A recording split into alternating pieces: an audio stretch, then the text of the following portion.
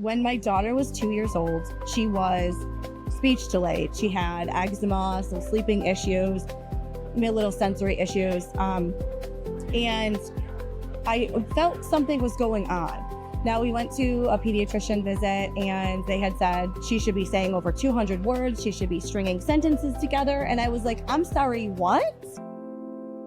Behind the practice.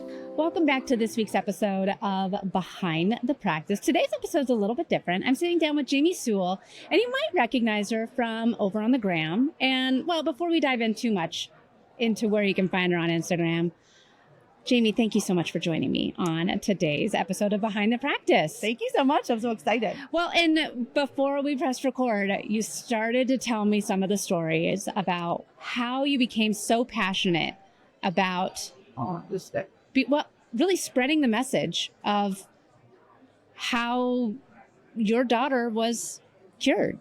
So while you have that cliffhanger, Jaimee, tell us your story. So when my daughter was 2 years old, she was speech delayed. She had eczema, some sleeping issues, little sensory issues. And I felt something was going on.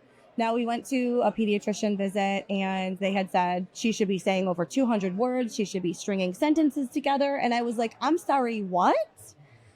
First mom, new mom. And when I had asked them, like, well, what is this? Why is this happening? They said, we just kind of don't know. Sometimes this happens with children. Sometimes they regress. And, they were throwing around some words and some potential disorders. And I left that appointment and said, what can I do? And they said, nothing. There's nothing you can do. We'll just wait and see. And so as a mother, I'm intuitive, and I really, really believe that every woman should trust their intuition, especially their mother's intuition. And I knew something was off, and I said, forget them. I went home. I did some research. I remembered, just some heavy metal detox moms and, the stories. And back then, this was 4 years ago, they were like crazy stories. So like a lot of people were like, oh yeah, those are those crazy moms, right? Well, I was like, well, are they crazy? So I did some research. I bought this zeolite. And my daughter began speaking on day 4 of using this zeolite. And on day 5, she was saying beans, green, blue, purple, just talking. A light she had on. All these words inside of her. It was like a light switch. Her personality came alive. It was like something was holding her back. And then, she passed parasites that same week from the same safe and gentle detox. And at that point, I could not believe that I've just uncovered the reason for her developmental delays and issues and struggles. And it was that easy. And it was, heavy metal toxicity. So for people that are listening right now, and they might be saying like, wait, so what's heavy metal toxicity? Just walk us through that a little bit. And for all of our listeners, Jaimee, you're not a doctor. You're just extremely passionate and somebody that has witnessed what can happen with alternative medicines. Yes. So metals and toxins are everywhere around us. And the problem with our children is that they do not have developed detox organs. We don't even actually know when their blood-brain barrier actually fully forms and develops. So it is porous. Their liver, their kidneys are not fully developed when they're so small. So they are just really in a more susceptible place. And so baby food. I know everybody, you guys have seen the lawsuits with the baby food, the formula, the juices, of heavy metal toxicity in these baby products. And so my daughter was eating Earthland's Best. It was an organic rice cereal. I thought it was great. Organic. Well, guess what? Now it's on the news. It was on the news back then for having all this mercury and metal. We know mercury kills brain cells. I mean, it is so easy to be toxic in this world as an adult, but as a child, they're just way more susceptible and it blocks their development. Do you feel like we're seeing more of that here in the United States versus elsewhere in the world? We have an absolute epidemic here in the United States of toxic children. And they even moved the milestones back since this has all happened with my daughter. They took crawling off the milestones because most children are no longer developing. average, right? So they're grouping all these children together and saying what's normal now. And this should be alarming to every single parent. So you've made it your mission, Yes, to spread the message. So talk to us a little bit about what made you decide to share something that was so personal, because a lot of people might have been a little resistant to that and said, well, this worked, but maybe I'm a special case, or I don't know if I really feel comfortable getting in front of the camera. So why did you decide, what, the whole world needs to hear about this, and I am just going to shout it from the rooftops? and that's exactly what I did. I really didn't care. It was about the children. And here's the thing is I had no idea the amount of mothers and children who were going through this when I jumped on my TikTok and I said, listen up, mamas. Your children's delays are because of toxicity. And this is my story. And this is what I used. And this proves it. And so it absolutely blew up. I couldn't even believe how many moms. It went viral. Now, all of a sudden, I have a group with thousands and thousands of mothers, and I have a very large platform. And now I have healed and helped so many mothers. And here's what's different about me is I empower you to be your child's health advocate. Because if you're not going to do it, what happens if I would have just listened? Yeah. Blindly listened. Sure. We might not be here today. And my daughter is ahead of her peers.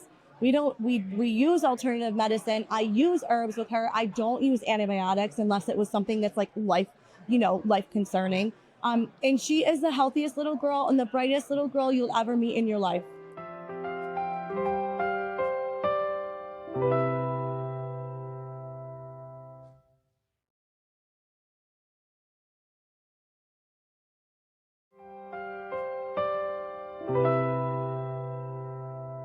So with what we're hearing on the news, there's a lot of conflicting information. There's a lot of people that say, oh, well, we have the science behind everything that with this medicine and with this medicine, the science is there backing it up. Well, we're at a conference right now, and there's a lot of science in this room. Yes, there is.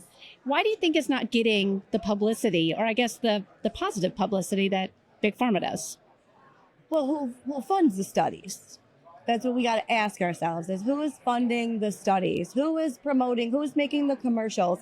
Here's the thing is, and I've been fascinated with this, is that humans are very, very programmable, very easily programmed. And so when you can put a video or a commercial on the screen and say these things behind it and show people and get their emotions going while saying, wouldn't you love this to happen? Well, this can help you. And you have music behind it and a nice, beautiful scene. But then, like everybody knows in the pharmaceutical commercials, they're like, but you could almost die. Your eyeballs might fall out. You know what I mean? Like you might never be able to breathe on your own again. And that's all at the end of the commercial, but people still try it. Why? Because we're easily programmable. And when you see it over and over and over and over again, we accept it as truth. And that is a problem. Yeah. So your biggest goal is to become the alternative voice for people that might be facing this problem. I want mothers to trust their intuition more and realize that they are their child's health caretaker first. Yeah. Nobody else. So if we're talking about online influences, and I mean, I think that a lot of people struggle with what they can believe online anymore. I mean, AI has gotten out of control. You don't even know if it's a real human in a video that you're watching anymore. How do you keep the, I guess, expectations or manage your own intuition on who you want to promote, begin who you want to have a voice, like businesses that you want to have a voice for? Because I'm sure you said you have thousands of mothers and you have the platform that maybe some of these other companies want to say, I want to get in front of those people.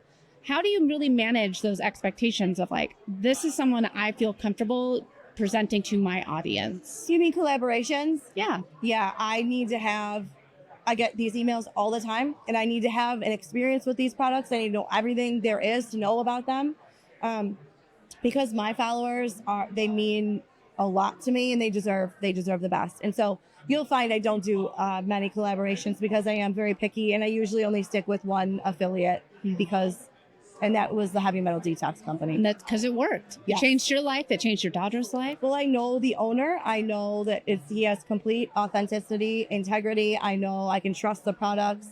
I can trust the ingredients. And they're a B Corp, which is really hard to get as well. Yeah, yeah. So what responsibility do wellness influencers have in this space? They have a lot more that I think they realize, because we are leading the way. We are the truth tellers. We are leading the way, and we are the ones who have suffered. Well, and with all the misinformation out there, you know, how do you really balance, like, this is, you can trust me, you know, and I'm not just being paid by this corporation to say this. I think that real recognizes real. That's really all it is, you know. I know that there's going to be people who are going to be skeptical, but as far as how I work, I invite you into my group. I answer all of your questions. I'm voice messaging you back and forth, telling what's going on. Tell me all the things. What are your worries? What happened? Did they regress? I'm hands-on with, you know, my followers because I love them and I care about their children. So if you're going to go to another influencer, you know, and they're selling a product, do they really care? Are they really talking to you? You'll know. Mm-hmm. You will know. Well, and that's one of the things too, is I like to keep in mind is there's so many quote unquote experts out there. How do you really manage all of the noise? Find those people that you really connect with, that you know them to be truth seekers and truth speakers, and follow them. I mean, there's a lot of people that will have conflicting information, and then it's just way too much noise, and then you end up doing nothing. I know, that's a big problem. Everybody's in a freeze state because of so much information. Here's what I'll say is, make sure, like, are they promoting fear? Are they making you afraid? Are they making you try, you know, to purchase something urgently? Those are all red flags for me. Yeah. Are they tearing down other people on their platform? Those are some things that throw off some red flags for me. So if you're starting from zero, what would you do differently today? I would have got a lot more structure in place. Because I'm sure that you never expected. No, I didn't. By sharing, hey, this is what happened for me and my family, that here you would be changing the lives of hundreds, thousands of families. Yeah, I had no idea that was coming. For me. But yeah, a little bit more structure in place. And maybe going back in time and telling myself that I'm not responsible for every single person's healing. That would have saved me a lot of fight or flight, I think. Sleepless nights.